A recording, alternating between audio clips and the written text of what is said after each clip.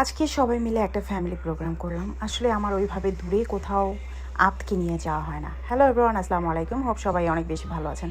অনেক দিন পরে একটা ভিডিও এডিট করছি। আসলে বাচ্চাকে নিয়ে যাব কিভাবে, দেখেন আমার বাচ্চাটা কী পরিমাণ টায়ার্ড হয়ে গেছে। কারণ ও বুঝতে পারছে এটা ও টোটালি অচেনা জায়গা। তারপর ও মন ভীষণ খারাপ করে টোটালি খাওয়া দাওয়া বন্ধ করে দিয়েছে।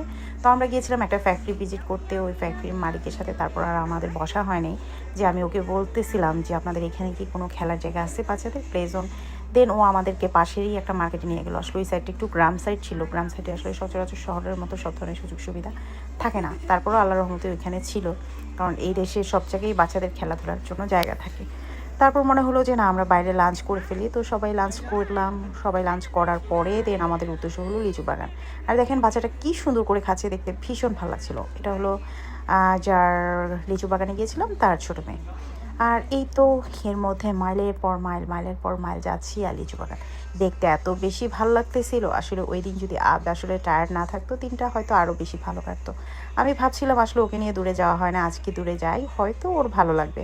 বাট ও মোটেও এনজয় করে না। ও শুধু বাসার আশেপাশে ঘুরতে পছন্দ করে আর প্লে জোনগুলোতে খেলতে পছন্দ করে, এই আর কি। তারপর মোটামুটি আমাদের ডেস্টিনেশনে চলে আসলাম। আসলে এই জায়গাটা এত বেশি সুন্দর ছিল, আর একটু গ্রাম সাইড। ভিয়েতনামের এই জায়গাটা নাকি লিচুর জন্য বিখ্যাত। আর দেখেন এই যে পাহাড়ি সাইডগুলো দেখা যাচ্ছে, জায়গাটা এত বেশি সুন্দর। অনেক অনেক দূর পর্যন্ত শুধু লিচু বাগান আর লিচু বাগান। আর এই যে ছোটো ছোটো গ্রিন, এগুলো হলো ছোটো ছোটো কাঠ লিচু, মাত্র হয়েছে বড় হচ্ছে এগুলো। মানে লিচু শেষ হলে কাঠ লিচুর সিজন আবার চলে আসবে। আর লিচু বাগানগুলা এত ছোটো ছোটো লিচু বাগানে এত পরিমাণ লিচু, মনে হচ্ছিলো যে মানুষ শুয়ে শুয়ে লিচু খেতে পারবে। আর আমাদের দেশে যদি এরকম লিচু বাগান এরকম রাস্তাঘাটে পড়ে থাকতো, তাহলে মানুষ মনে হয় গাছ সহ উঠিয়ে নিয়ে যেত। আসলে যেটা এইখানে আমি দেখলাম যে মানুষ ধরেও নাই যে রাস্তায় কি পরিমাণ লিচু পড়ে আছে। যাই হোক, তারপর দেখতে দেখতে আমাদের ডেস্টিনেশনে চলে আসলাম। আসলে ভিডিওটা যদি আমি অত বড় করে করতাম, ভিডিওটা প্রচণ্ড বড় হয়ে যেত। আর আমার মনে হচ্ছিল আমি পুরোটা লিচু বাগান আপনাদেরকে দেখাই ভিডিওর মাধ্যমে, বাট সেটা সম্ভব আমি না। কখনোই লিচু বাগান দেখি নাই সামনাসামনি। আমার প্রিয় ফলের মধ্যে একটা হয়েছে লিচু আর জাম। তো এই প্রথম আমি এত বড় লিচুর বাগান দেখলাম। আর বাগান তো দেখলাম, আর বড় লিচুর বাগান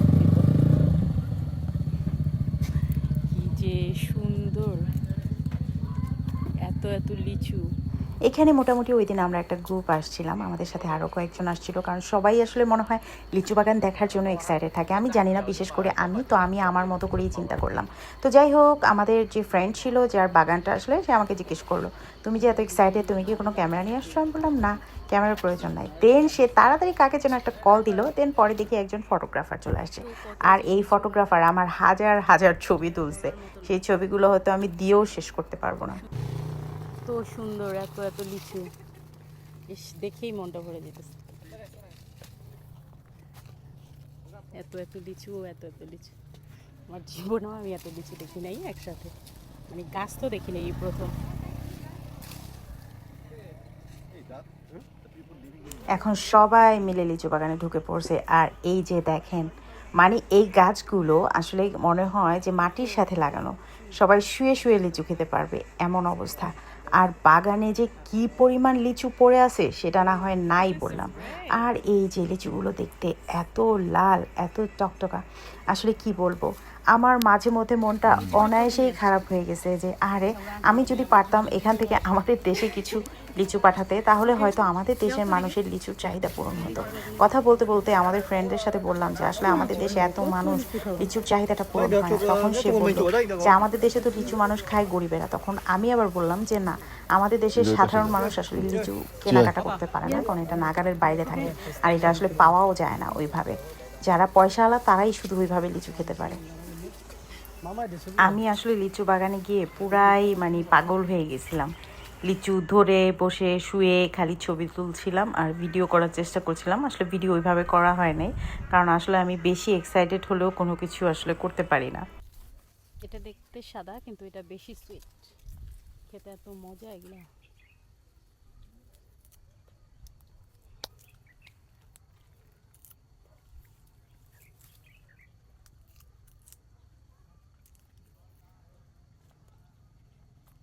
আমার জায়গায় অন্য কেউ হলে কী করতে আমি জানি না, বাট দেখো আমি কিন্তু ভীষণ এনজয় করছি জায়গাটা। এর মধ্যে ঘুরতে ঘুরতে এত বেশি গরম ছিল আমার পুরাটা মুখ ফসকা পড়ে গেছে। তার মধ্যে আমাদের বাড়িও যাওয়ার সময় হয়ে গিয়েছে। এর মধ্যে দেখি বাগানের লোকজন আমাদের জন্য প্রায় 70 কেজি লিচু রেডি করছে কেটে টেটে, যেখানে কোনো পাতা টাতা যেন না থাকে। আর এক একটা লিচুর চোপনার মধ্যে প্রায় 4 কেজির উপরে করে লিচু ছিল। আর এই দেশের লিচু কিন্তু কেজিতে বিক্রি করে, আমাদের দেশের মতো গুনে গুনে বিক্রি করে না। আর যখন লিচুগুলো গাড়িতে তুলছিল আমাদের পুরো গাড়ির পিছনটা লিচুতে ভরে যাচ্ছিল, কারণ আমরা অনেকেই এসেছিলাম। এর মধ্যে গাড়িতে মানে বসার মতো জায়গা ছিল না। আচ্ছা, আপনাদেরকে এর মধ্যে কারো লিচু বাগান ভিজিট করা হয়েছে? যাদের হয়েছে আমি বলবো নিঃসন্দেহে তারা লাকি, যাদের হয় নাই তাদের তো হয়ই নেই। হোপ আপনাদেরও হয়ে যাক। আর যারা যারা আমার সাথে লিচু বাগান ভিজিট করতে চান নেক্সট ইয়ারে চলে আসেন ভিয়েতনাম, খুব আনন্দ হবে, মজা হবে, আর আপনাদেরকে লিচু বাগান ঘুরিয়ে দেখাবো। তো এই ছিল আজকে আমার এলোমেলো ভিডিও।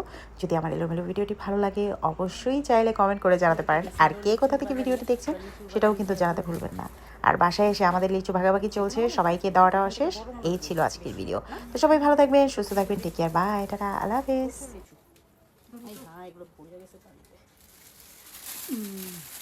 মানুষকে দিতেছি।